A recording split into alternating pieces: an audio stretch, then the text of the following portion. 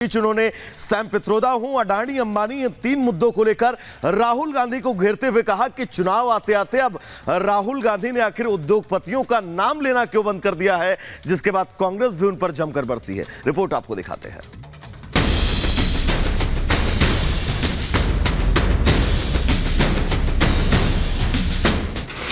रंग भेदी टिप्पणी पर फंसी कांग्रेस। चमड़ी के रंग के आधार पर मेरे देशवासियों का अपमान मेरा देश सहन नहीं करेगा। पीएम का प्रहार, पित्रोदा का इस्तीफा।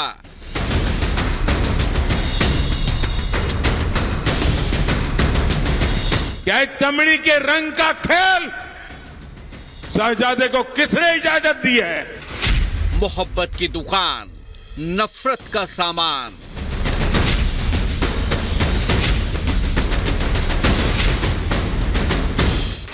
तूफानी प्रचार, कांग्रेस परवार।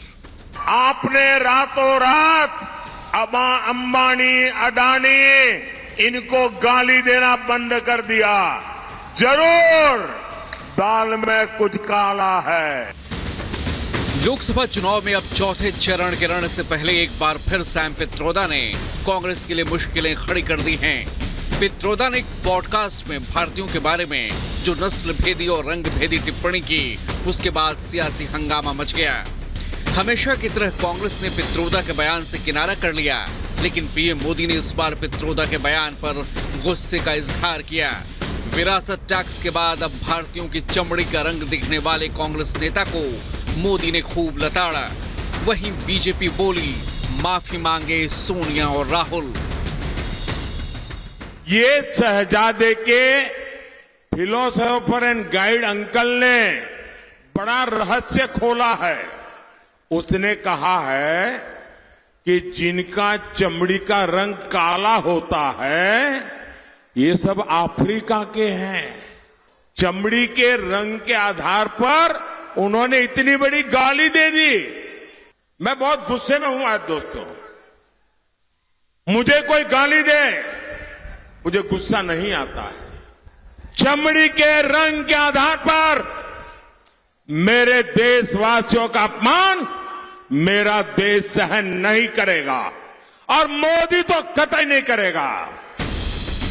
बीजेपी के शीर्ष नेताओं ने कांग्रेस पर तंज कसते हुए कहा कि अगर ऐसे ही हालात रहे तो चुनाव के बाद कांग्रेस ढूंढ हो यात्रा निकालनी होगी। ये राहुल बाबा ने भारत जोड़ो यात्रा निकाली थी, चुनाव के बाद भारत जोड़ो यात्रा नहीं, कांग्रेस ढूंढो यात्रा निकालनी पड़ेगी। सैम पित्रोदा ने गांधी परिवार के घिनौने चेहरे पर पर्दाफाश किया है। पहले कांग्रेस पार्टी धर्म और जाति के आधार पर देश को बांटती थी। आज आप किस भारत के भूभाग से हैं उसके आधार पर अपमानित करने की कांग्रेस पार्टी की जो मंशा है उसको उजागर किया है।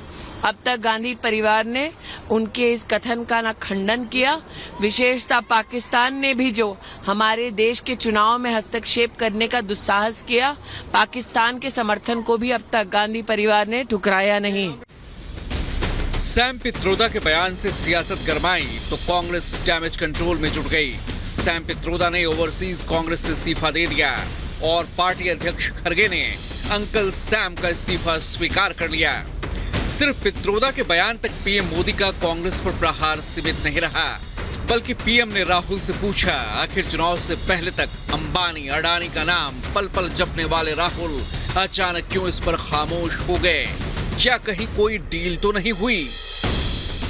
शायद शहजादे घोषित करें कि अंबानी, अडानी से कितना माल उठाया है, काले धन के कितने बोरे भर करके रुपये मारे हैं, क्या टेम्पो भर करके नोटे कांग्रेस के लिए पहुंची है, क्या सौदा हुआ है?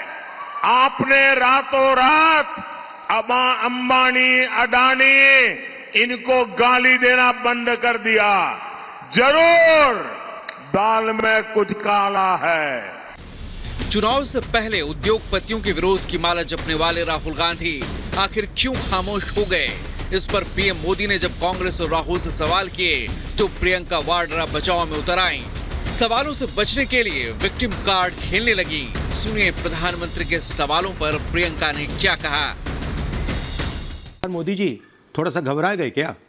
नॉर्मली आप बंद कमरों में अदानी जी अंबानी जी की बात करते हो, पहली बार आपने पब्लिक में अदानी अदानी अंबानी बोला। और आपको यह भी मालूम कि ये टेम्पो में पैसा देते हैं। क्या ये आपका पर्सनल एक्सपीरियंस है क्या? एक काम कीजिए, सीबीआईडी को इनके पास भेजिए ना, पूरी जानकारी करिए, इंक्वायरी कराइए। देश की पूरी संपत्ति पकड़ा दी है इन खरबपतियों को। देश देख रहा है, देश समझ रहा है। हवाई अड्डे, बंदरगाह, सड़कें, आप नाम लीजिए। कोयला, मैं वहाँ गई छत्तीसगढ़ में प्रचार करने के लिए, कोयले के खदान इन खरबपतियों को पकड़ा दिए हैं। अब देश समझने लगा है।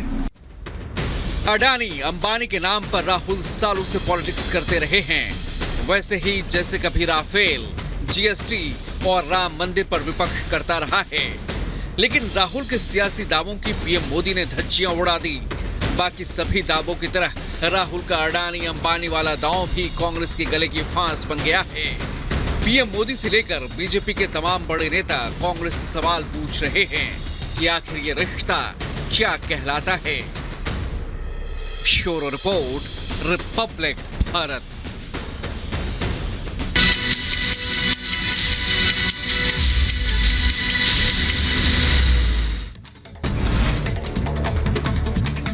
उत्तराखंड के अल्मोड़ा में सोमेश्वर में भारी बारिश के साथ बादल फटा। बादल फटने से कई घरों में पानी घुसने की खबर। हालांकि जंगलों में लगी आग को मिली राहत। सूखी पड़ी नदी का एक एक जलस्तर बढ़ गया है। बताया जा रहा है कि भारी बारिश से किसानों को काफी नुकसान भी पहुंचा। जम्मू कश्मीर के अवंतीपोरा में झेलम नदी में डूबी नाव, 7 मजदूरों को बचाया गया। 2 लापता। रेस्क्यू ऑपरेशन में जुटी एसडीआरएफ और पुलिस की टीम। दक्षिण कश्मीर के कुलगाम में सेना और सुरक्षा बलों को मिली बड़ी सफलता। जंगल में छिपे एक और आतंकी को मार गिराया गया। कल 2 आतंकियों को किया गया था ढेर।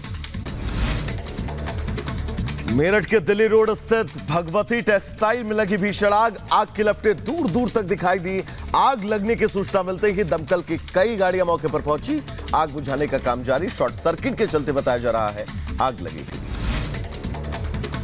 हरियाणा के गुरुग्राम में एक इमारत में लगी भीषण आग। सेक्टर 51 के बाजार में आग लगने से मचा हड़कंप। मौके पर पहुंची दमकल की 3 गाड़ियां। उत्तर प्रदेश के उन्नाव में पक्षी विहार के जंगलों में भीषण आग। अचानक आग की लपटें देख हड़कंप। आग की सूचना पर पहुंची दमकल की टीम। कड़ी मशक्कत के बाद आग पर काबू पाया गया। मध्य प्रदेश के जबलपुर में डीजल की चोरी करने के शक में ड्राइवर की बेरहमी से पिटाई की गई। ट्रांसपोर्टर ने ड्राइवर को प्लास्टिक के पाइप से जमकर पीटा। आरोपियों ने इस पूरे घटनाक्रम का वीडियो भी बनाया और सोशल मीडिया पर वायरल कर दिया। तो वहीं आगे बढ़ेंगे, जहां पर उत्तर प्रदेश के एटा में एक बग्गी को बचाने के चक्कर में कार बेकाबू होकर खाई में गिरी। हादसे में कार सवार एक शख्स गंभीर रूप से घायल। 3 लोग बाल बाल बचे। उत्तर प्रदेश के मुजफ्फरनगर से मौत का लाइव वीडियो आया सामने। घर के बाहर पर बैठे बुजुर्ग पर अचानक से गिर गई दीवार। मौके पर बुजुर्ग की गई जान। ग्रेटर नोएडा पुलिस और बदमाशों के बीच मुठभेड़। गोली लगने से एक बदमाश घायल। मुठभेड़ के बाद 3 बदमाशों को पुलिस ने किया गिरफ्तार।